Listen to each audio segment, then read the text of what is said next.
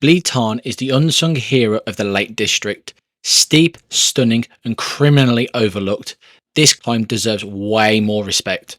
The climb starts on a false flat with a stunning backdrop of the beautiful Lake District. The road bends left and you cross the castle grid and the serious climbing starts. Blea Tarn is 3/4 of a mile long, averaging 11%, and the max gradient is advertised by the red triangle as 25%, but personally I think it's closer to 20%. The road progressively gets steeper as you approach the steep bends in the middle of the climb, which average 17%. But as the road bends left and right, it gives you the opportunity to check out the awesome scenery all around you. Exit the bends and the gradient drops from high teens to between 10 and 13%, so the effort will still continue to batter your legs, but it is slightly easier. The road now bends right and has a final kick up to 16% as you approach the summit. The gradient finally drops back to single digits as you cross the castle grid summit of this beauty of a climb.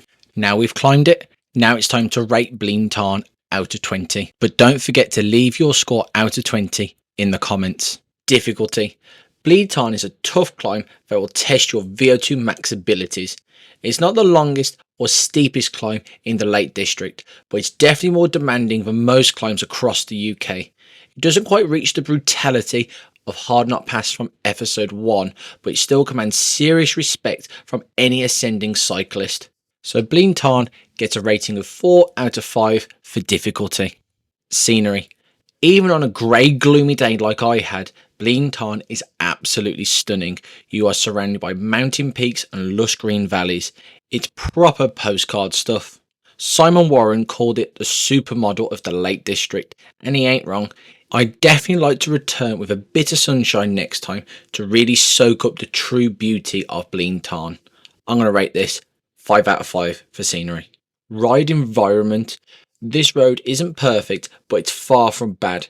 Watch out for potholes on the false flat at the start, but once the climb ramps up, the surface improves.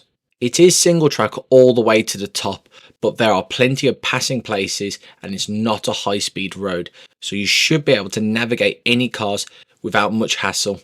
So this scores 3.5 out of 5. Satisfaction. This road ticks all the boxes of what a cyclist loves in a climb. It's one I'll be adding to my routes whenever I'm riding in this area of the Lake District. In most parts of the UK, this would be a headline climb, but in the lakes, it feels more like a mid-tier effort, almost a build-up to something bigger, say something like Hard Knot Pass.